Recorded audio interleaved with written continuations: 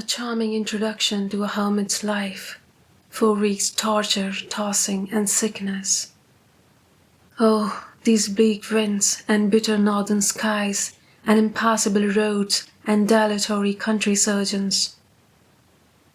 And oh, this dearth of the human physiognomy, and worse than all, the terrible intimation of Kenneth that I need not expect to be out of doors till spring. Mr. Heathcliff has just honoured me with a call. About 7 days ago he sent me a brace of grouse, the last of the season. Scoundrel! He is not altogether guiltless in this illness of mine, and that I had a great mind to tell him. But alas! How could I offend a man who was charitable enough to sit at my beside a good hour and talk on some other subject than pills and draughts, blisters and leeches? This is quite an easy interval. I am too weak to read, yet I feel as if I could enjoy something interesting. Why not have up Mrs. Dean to finish her tale? I can recollect its chief incidents as far as she had gone. Yes, I remember her hero had run off and never been heard of for 3 years, and the heroine was married. I'll ring. She'll be delighted to find me capable of talking cheerfully. Mrs. Dean came. "It wants 20 minutes, sir, to taking the medicine," she commenced. Away with it," I replied. "I desire to have. The doctor says you must drop the powders." "With all my heart. Don't interrupt me. Come and take your seat here. Keep your fingers from that bitter phalanx of vials. Draw your knitting out of your pocket. That will do.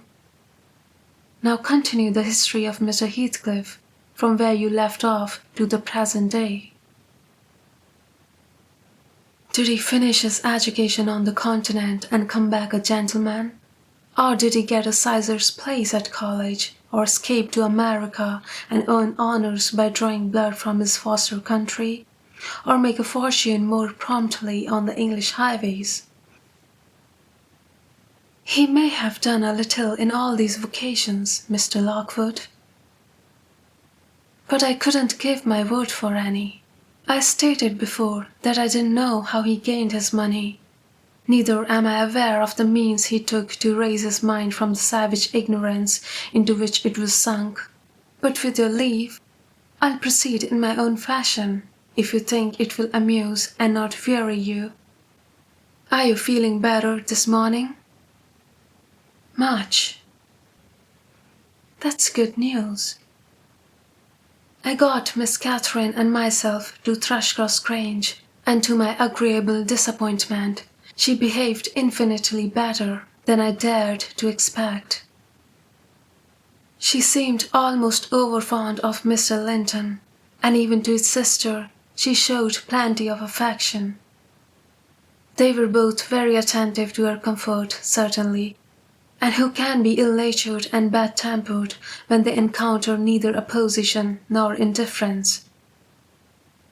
I observed that Mr. Edgar had a deep-rooted fear of ruffling her humour. He concealed it from her, but if ever he heard me answer sharply, or saw any other servant grow cloudy at some imperious order of hers, he would show his trouble by a frown of displeasure that never darkened on his account. He many a time spoke sternly to me about my pertness, and averred that the stab of a knife could not inflict a worse pang than he suffered at seeing his lady vexed. Not to grieve a kind master, I learned to be less touchy, and for the space of half a year the gunpowder lay as harmless as sand, because no fire came near to explode it. Catherine had seasons of gloom and silence now and then. They were respected with sympathizing silence by her husband, who ascribed them to an alteration in her constitution, produced by her perilous illness, as she was never subject to depression of spirits before. The return of sunshine was welcomed by answering sunshine from him. I believe I may assert that they were really in possession of deep and growing happiness. It ended, well, we must be for ourselves in the long run. The mild and generous are only more justly selfish than the domineering, and it ended when circumstances caused each to feel that the one's interest was not the chief consideration in the other's thoughts. On a mellow evening in September, I was coming from the garden with a heavy basket of apples which I had been gathering. It had got dusk, and the moon looked over the high wall of the court, causing undefined shadows to lurk in the corners of the numerous projecting portions of the building. I set my burden on the house steps by the kitchen door and lingered to rest and drew in a few more breaths of the soft, sweet air. My eyes were on the moon and my back to the entrance when I heard a voice behind me say, "Nellie, is that you?"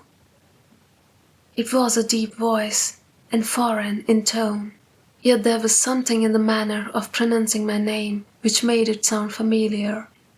I turned about to discover who spoke fearfully, for the doors were shut and I had seen nobody on approaching the steps. Something stirred in the porch, and moving nearer, I distinguished a tall man dressed in dark clothes, with dark face and hair. He leant against the side and held his fingers on the latch as if intending to open for himself. Who can it be? I thought. Mr. Earnshaw? Oh no, the voice has no resemblance to his. I have waited here an hour, he resumed, while I continued staring. And the whole of that time all round has been as still as death. I dared not enter. You do not know me? Look, I am not a stranger. A ray fell on his features. The cheeks were sallow and half covered with black whiskers, the brows lowering, the eyes deep-set and singular. I remembered the eyes. What? I cried, uncertain whether to regard him as a worldly visitor, and I raised my hands in amazement. What? You come back? Is it really you? Is it? Yes, Heathcliff, he replied, glancing for me up to the windows, which reflected a score of glittering moons, but showed no lights from within. Are they at home? Where is she? Nellie, you're not glad. You needn't be so disturbed. Is she here? Speak. I want to have one word with her, your mistress. Go and say some person from Gimmerton desires to see her. How will she take it? I exclaimed. What will she do? The surprise bewilders me. It will put her out of her head. And you are Heathcliff, but altered. Nay, there's no comprehending it. Have you been for a soldier? Go and carry my message. He interrupted impatiently. I'm in hell till you do. He lifted the latch and I entered, but when I got to the parlour where Mr. and Mrs. Linton were, I could not persuade myself to proceed. At length, I resolved on making an excuse to ask if they would have the candles lighted, and I opened the door. They sat together in a window whose lattice lay back against the wall and displayed beyond the garden trees and the wild green park, the valley of Gimmerton with a long line of mist winding nearly to its top. For very soon after you passed the chapel, as you may have noticed, the sough that runs from the marshes joins a beck which follows the band of the glen. Wuthering Heights rose above the silvery vapour, but our old house was invisible. It rather dips down on the other side. Both the room and its occupants and the scene they gazed on looked wondrously peaceful. I shrank reluctantly from performing my errand, and was actually going away leaving it unsaid, after having put my question about the candles, when a sense of my folly compelled me to return and mutter, "A person from Gimmerton wishes to see you, ma'am." "What does he want?" asked Mrs. Linton. I did not question him. I answered, "Well, close the curtains, Nelly," she said, "and bring up tea. I'll be back again directly." She quitted the apartment. Mr. Edgar inquired carelessly who it was. "Someone mistress does not expect," I replied. "That Heathcliff, you recollect him, sir, who used to live at Mr. Unshaw's." "What? The gypsy? The ploughboy?" he cried. "Why did you not say so to Catherine?" "Hush! You must not call him by those names, master," I said. "She would be sadly grieved to hear you. She was nearly heartbroken when he ran off. I guess his return will make a jubilee to her." Mr. Linton walked to a window on the other side of the room that overlooked the court. He unfastened it and leant out. I suppose they were below, for he exclaimed quickly, "Don't stand there, love. Bring the person in, if it be anyone particular." Ere long I heard the click of the latch, and Catherine flew upstairs, breathless and wild. Indeed, by her face, you would rather have surmised an awful calamity. "Oh, Edgar! Edgar!" she panted, flinging her arms round his neck. "Oh, Edgar, darling! Heathcliff's come back! He is!" And she tightened her embrace to a squeeze. "I know you didn't like him. Yet for my sake, you must be friends now. Shall I tell him to come up?" "Here?" he said. "Into the parlor?" "Where else?" she asked. He looked vexed and suggested the kitchen as a more suitable place for him. Mrs. Linton eyed him with a droll expression, half angry, half laughing at his fastidiousness. "No," she added after a while. "I cannot sit in the kitchen. Set 2 tables here, Ellen. One for your master and Miss Isabella, being gentry. The other for Heathcliff and myself, being of the lower orders. Will that please you, dear? Or must I have a fire lighted elsewhere? If so, give directions. I'll run down and secure my guest. I'm afraid the joy is too great to be real." She was about to dart off again, but Edgar arrested her. "You bid him step up," he said, addressing me. "And Catherine, try to be glad, without being absurd. The whole household need not witness the sight of your welcoming a runaway servant as a brother." I descended and found Heathcliff waiting under the porch, evidently anticipating an invitation to enter.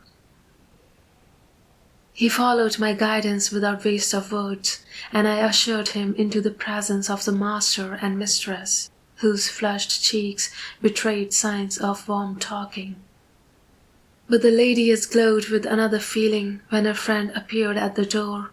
She sprang forward, took both his hands, and led him to Linton. And then she seized Linton's reluctant fingers and crushed them into his. Now, fully revealed by the fire and candlelight, I was amazed the transformation of Heathcliff. He had grown a tall, athletic, well-formed man, beside whom my master seemed quite slender and youth-like. His upright carriage suggested the idea of his having been in the army. His countenance was much older in expression and decision of feature than Mr. Linton's.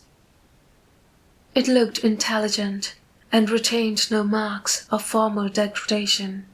A half-civilized ferocity lurked yet in the depressed brows and eyes full of black fire, but it was subdued, and his manner was even dignified, quite divested of roughness, though too stern for grace. My master's surprise equalled or exceeded mine. He remained for a minute at a loss how to address the ploughboy, as he had called him. Heathcliff dropped his slight hand and stood looking at him coolly till he chose to speak. "Sit down, sir," he said at length. "Mrs. Linton, recalling old times, would have me give you a cordial reception, and of course I'm gratified when anything occurs to please her."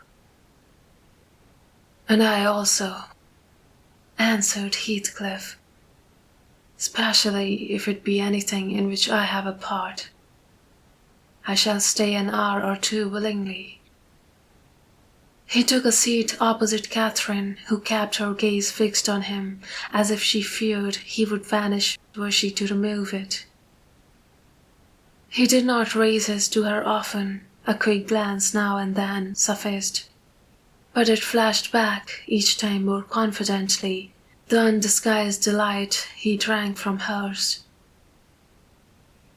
They were too much absorbed in their mutual joy to suffer embarrassment. Not so Mr. Edgar.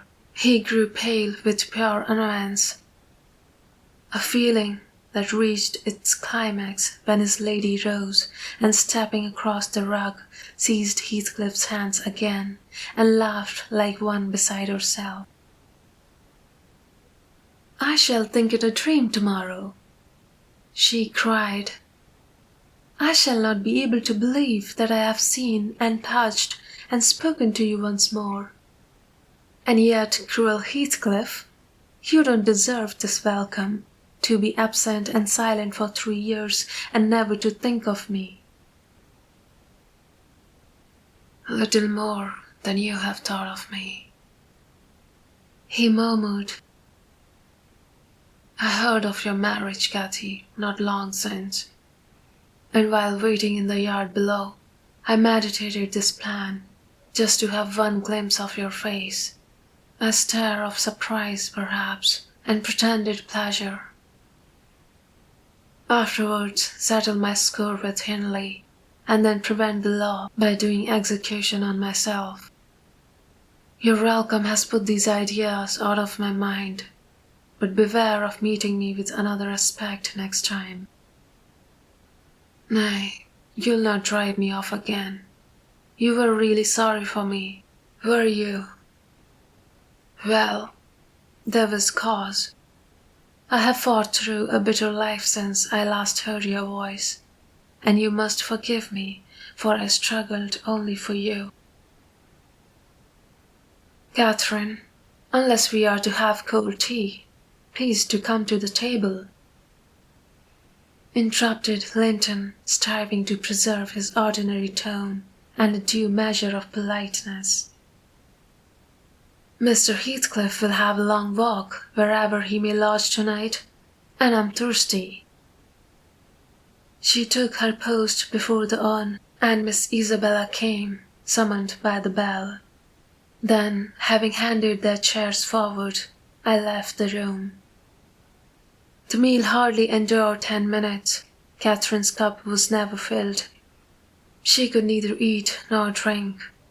Edgar has made a slop in his saucer, and scarcely swallowed in mouthful. The guest did not protract his stay that evening above an hour longer. I asked as he departed if he went to Gimmerton. "No, to Wuthering Heights," he answered. "Mr. Unshaw invited me when I called this morning." Mr. Unshaw invited him, and he called on Mr. Unshaw? I pondered this sentence painfully after he was gone. Is he turning out a bit of a hypocrite and coming into the country to work mischief under a cloak? I mused. I had a presentiment in the bottom of my heart that he had better have remained away.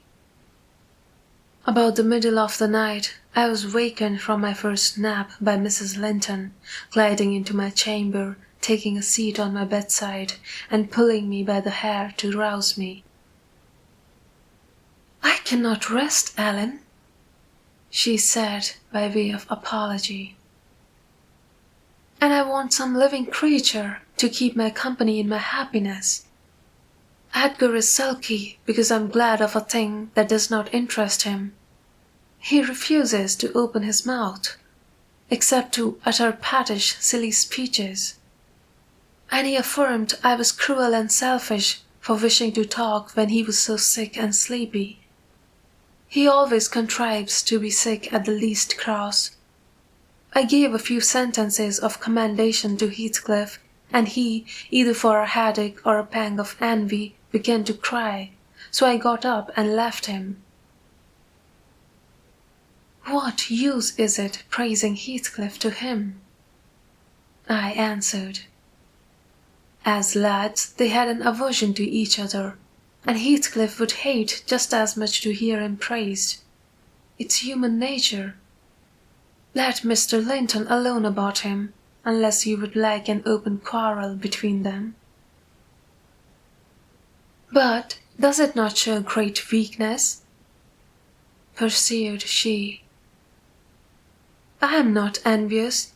I never feel hurt at the brightness of Isabella's yellow hair, and the whiteness of her skin, at her dainty elegance and the fondness all the family exhibit for her. Even you, Nelly, if we have a dispute sometimes, you back Isabella at once, and I yield like a foolish mother. I call her a darling and flatter her into a good temper. It pleases her brother to see us cordial, and that pleases me. But they are very much alike. They are spoiled children, and fancy the world was made for their accommodation. And though I humour both, I think a smart chastisement may improve them all the same." "You are mistaken, Mrs. Linton," said I. "They humour you. I know what there would be to do if they did not. You can well afford to indulge their passing whims as long as their business is to anticipate all your desires.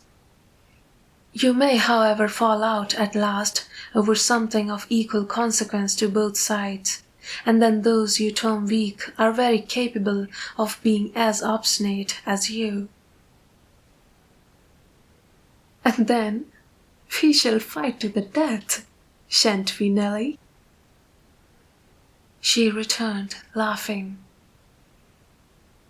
"No, I tell you, I have such faith in Linton's love that I believe I might kill him, and he wouldn't wish to retaliate." I advised her to value him the more for his affection.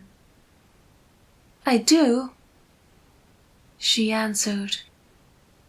"But he needn't resort to whining for trifles.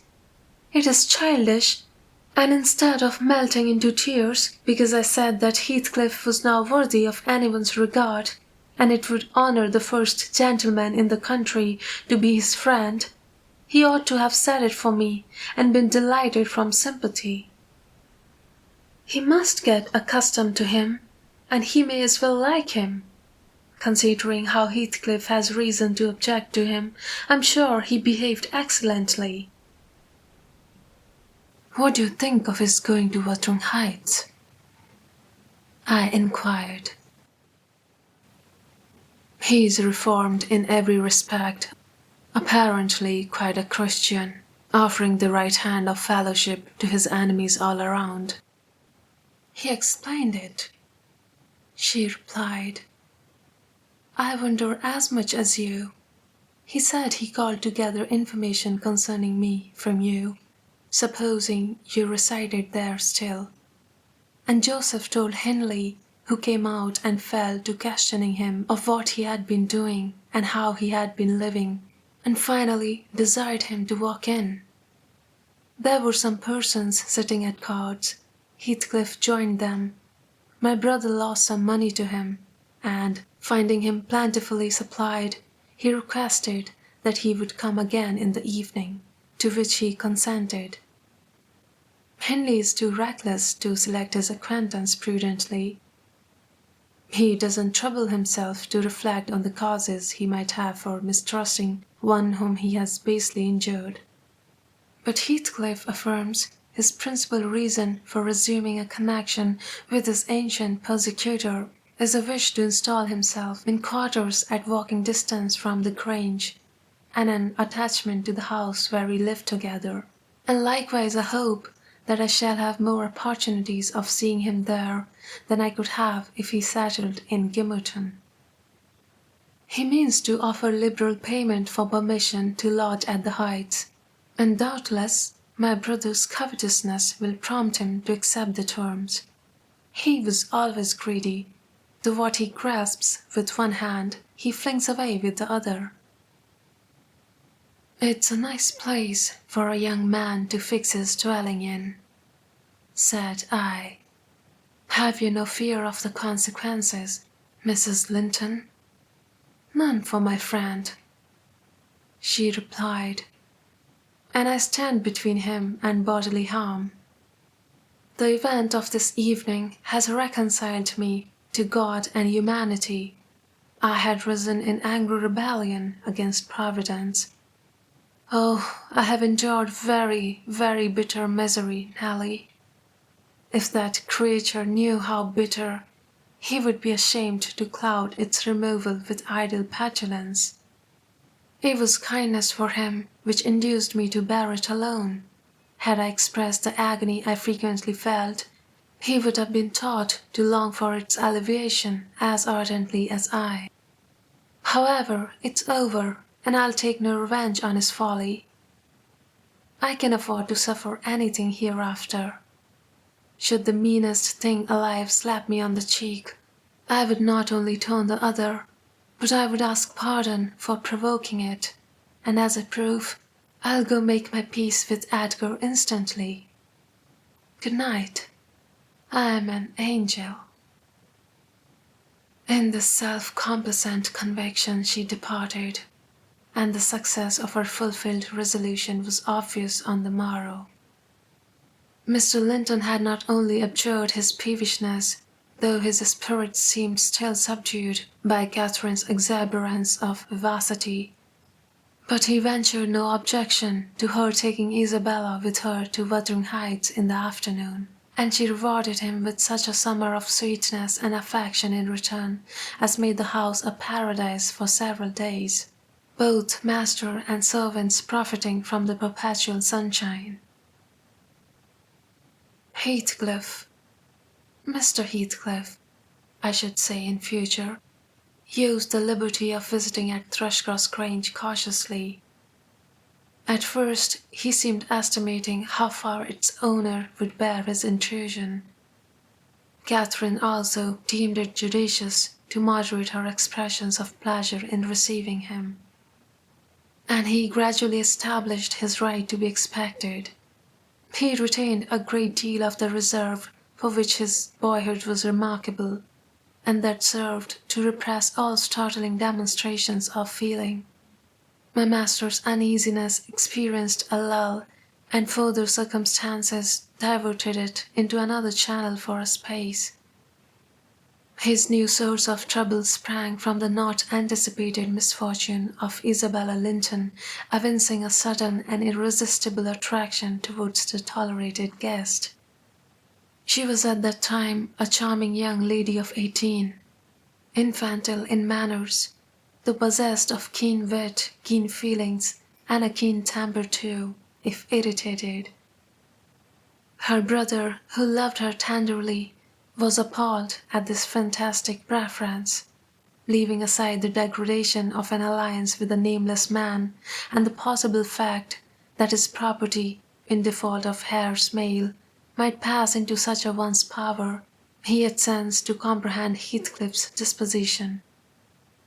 To know that, though his exterior was altered, his mind was unchangeable and unchanged. And he dreaded that mind. It revolted him. He shrank forebodingly from the idea of committing Isabella to its keeping. He would have recoiled still more had he been aware that her attachment rose unsolicited, and was bestowed where it awakened no reciprocation of sentiment. For the minute he discovered its existence, he laid the blame on Heathcliff's deliberate designing.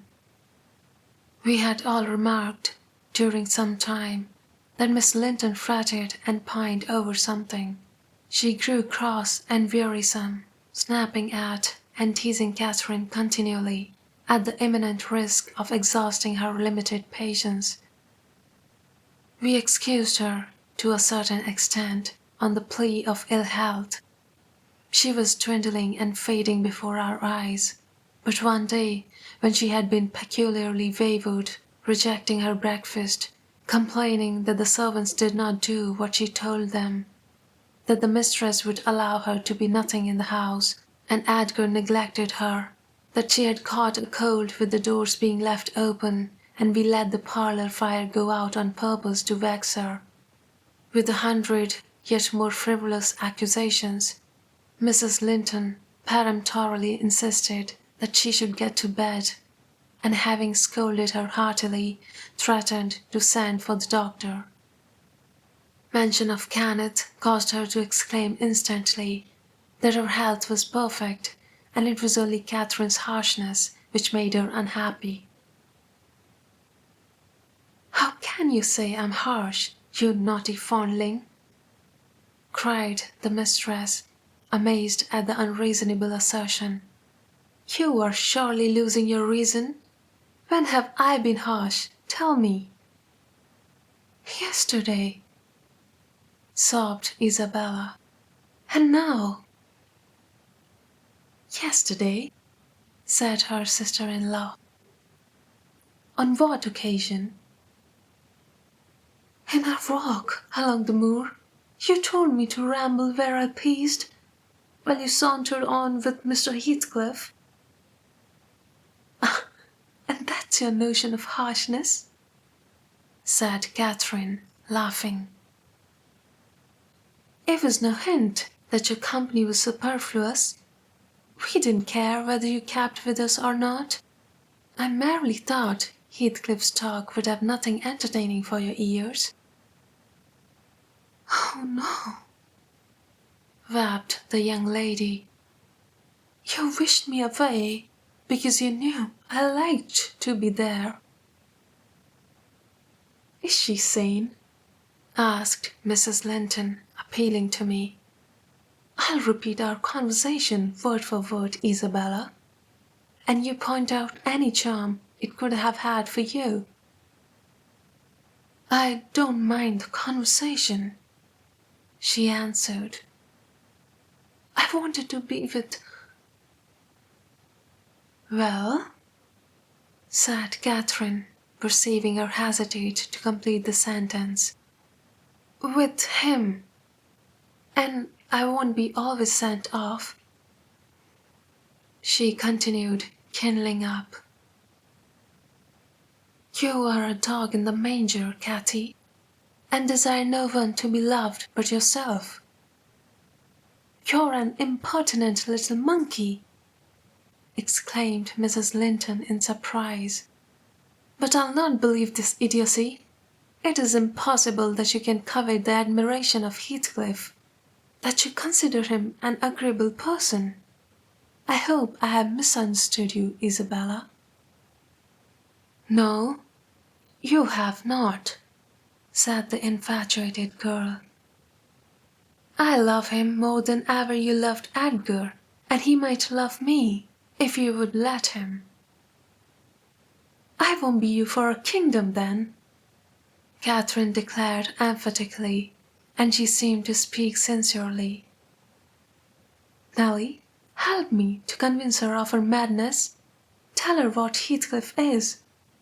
An unreclaimed creature, without refinement, without cultivation, an arid wilderness of furze and whinstone. I would as soon put that little canary into the park on a winter's day as recommend you to bestow your heart on him. It is deplorable ignorance of his character, child, and nothing else, which makes that dream enter your head. Pray, don't imagine that he conceals depths of benevolence and affection beneath a stern exterior. He is not a rough diamond, a pearl-containing oyster of a rustic. He is a fierce, pitiless, wolfish man. And he would crush you like a sparrow's egg, Isabella, if he found you a troublesome charge. I know he couldn't love a Linton, and yet he would be quite capable of marrying your fortune and expectations. Avarice is growing with him a besetting sin. There's my picture, and I'm his friend, so much so that had he thought seriously to catch you, I should perhaps have held my tongue and let you fall into this trap." Miss Linton regarded her sister-in-law with indignation. "For shame," she repeated angrily. "You are worse than your 20 foes, you poisonous friend." "Ah, you won't believe me then?" said Catherine. "You think I speak from wicked selfishness." "I am certain you do," retorted Isabella. "And I shudder at you." "Good!" cried the other. "Try for yourself, if that be your spirit. I have done, and yield the argument to your saucy insolence." "And I must suffer for her egotism," she sobbed as Mrs. Linton left the room. All is against me. She has blighted my single consolation, but she uttered falsehoods, didn't she? Mr. Heathcliff is not a fiend. He has an honourable soul, and a true one, or how could he remember her? "Banish him from your thoughts, miss," I said. "He's a bird of bad omen, no mate for you." Mrs. Linton spoke strongly, and yet I cannot contradict her. She is better acquainted with his heart than I, or anyone besides, and she never would represent him as worse than he is. Honest people don't hide their deeds. How has he been living? How has he got rich? Why is he staying at Wuthering Heights, the house of a man whom he abhors? They say Mr. Earnshaw is worse and worse since he came. They sit up all night together continually, and Hindley has been borrowing money on his land, and does nothing but play and drink. I heard only a week ago.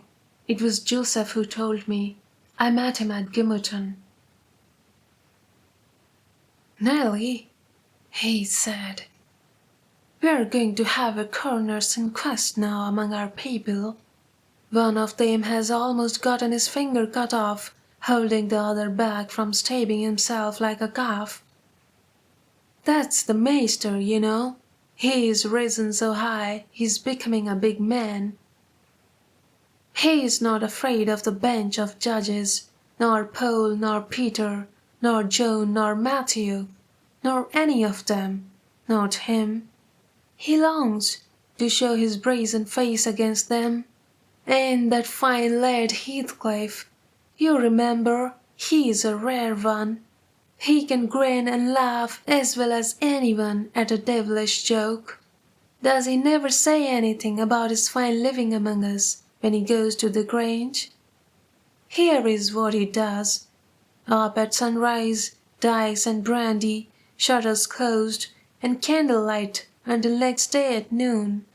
Then fools go about shouting, raving to their chamber, making decent folks hide their faces in shame. And that rascal? Why, he can count his money, and eat and sleep, and run off to his neighbours to gossip with the wife. Of course he tells Dame Catherine how her father's money goes into his pocket, and how her father's son gallops down the road while he runs away before the spikes. Now, Miss Linton, Joseph is an old rascal, but not a liar, and if what he says about Heathcliff's behaviour is true, you would never think of wanting such a husband, would you? You are leagued with the rest, Ellen. She replied, I will not listen to your slanders. What malevolence you must have to wish to convince me that there is no happiness in the world. Whether she would have got over this fancy if left to herself, or persevered in nursing it perpetually, I cannot say. She had little time to reflect. The day after, there was a justice meeting at the next town. My master was obliged to attend, and Mr. Heathcliff, aware of his absence, called rather earlier than usual. Catherine and Isabella were sitting in the library on hostile terms, but silent. The latter alarmed at her recent indiscretion, and the disclosure she had made of her secret feelings in a transient fit of passion. The former, on mature consideration, really offended with her companion, and if she laughed again at her pertness, inclined to make it no laughing matter to her. She did laugh as she saw Heathcliff pass the window. I was sweeping the hearth, and I noticed a mischievous smile on her lips. Isabella, absorbed in her meditations or a book, remained till the door opened, and it was too late to attempt an escape, which she would gladly have done had it been practicable. "Come in, that's right," exclaimed the mistress, gaily pulling a chair to the fire. "Here are two people sadly in need of a third to thaw ice between them, and you're the very one we should both of us choose. Heathcliff, I'm proud to show you, at last, somebody that dotes on you more than myself. I expect you to feel flattered. Nay, it's not Nelly. Don't look at her. My poor little sister-in-law is breaking her heart by mere contemplation of your physical and moral beauty. It lies in your own power to be Edgar's brother. No, no, Isabella, you shan't run off," she continued, arresting, with faint playfulness, the confounded girl who had risen indignantly. "We were quarrelling like cats about you, Heathcliff, and I was fairly beaten in protestations of devotion and admiration. And moreover, I was informed that if I would but have the manners to stand aside, my rival, as she will have herself to be, would shoot a shaft into your soul that would fix you for ever, and send my image into eternal oblivion." "Catherine," said Isabella, calling up her dignity and disdaining to struggle from the tight grasp that held her, "I would thank you to adhere to the truth and not slander me, even in joke. Mr. Heathcliff, be kind enough to bid this friend of yours release me. She forgets that you and I are not intimate acquaintances." As the guest answered nothing, but took his seat and looked thoroughly indifferent what sentiments she cherished concerning him. She turned and whispered an earnest appeal for liberty to her tormentor. "By no means," cried Mrs. Linton in answer. "I won't be named a dog in the manger again. You shall stay. Heathcliff, why don't you evince satisfaction at my pleasant news? Isabella swears that the love Edgar has for me is nothing to that she entertains for you. I'm sure she made some speech of the kind, did she not, Ellen? And she has fasted ever since the day before yesterday's walk, from sorrow and rage that I dispatched her out of your society under the idea of its being unacceptable." "She wishes to be out of my society now, at any rate," said Heathcliff, twisting his chair to face them.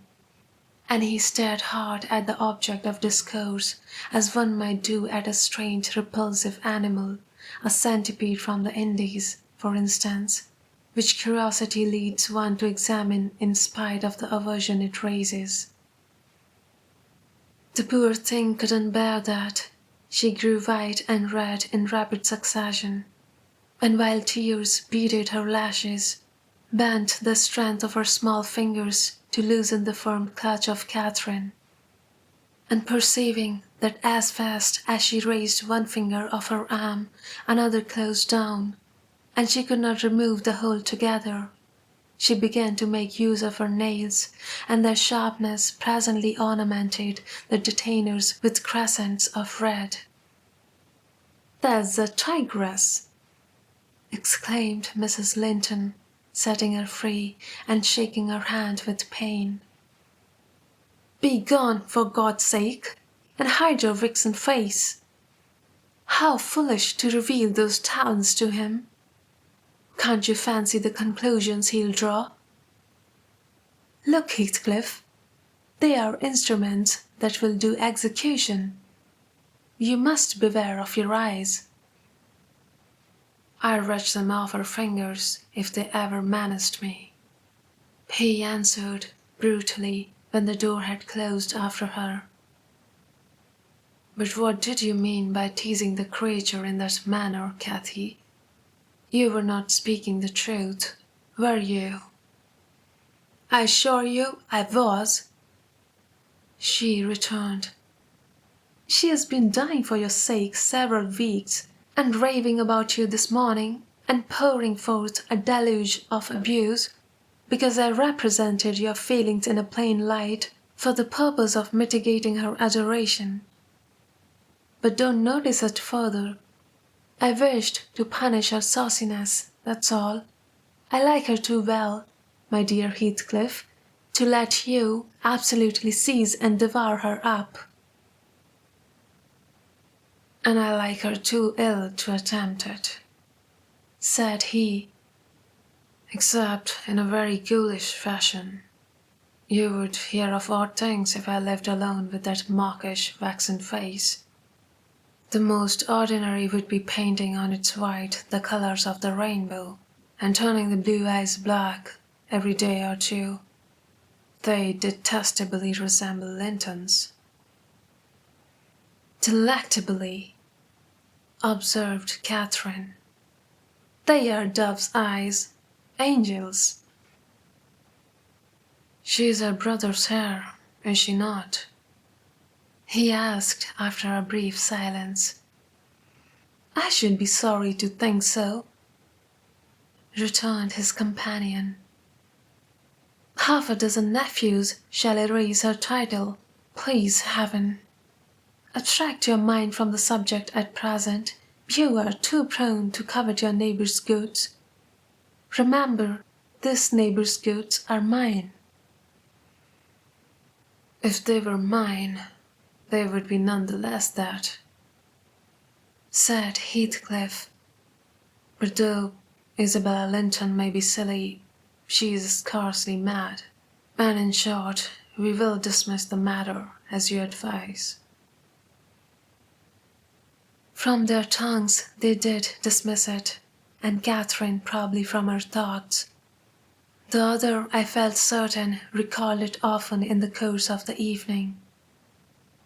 I saw him smile to himself, grin rather, and lapse into ominous musing whenever Mrs. Linton had occasion to be absent from the apartment.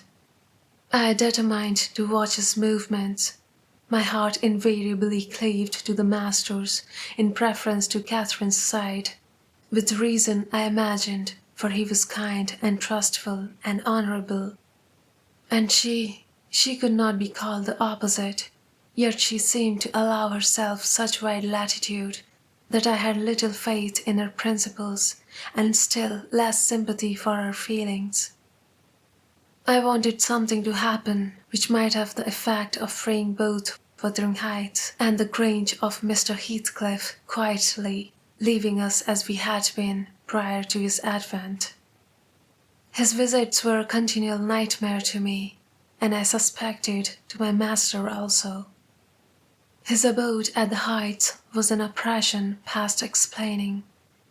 I felt that God had forsaken the stray sheep there to its own wicked wanderings, and an evil beast prowled between it and the fold, waiting his time to spring and destroy.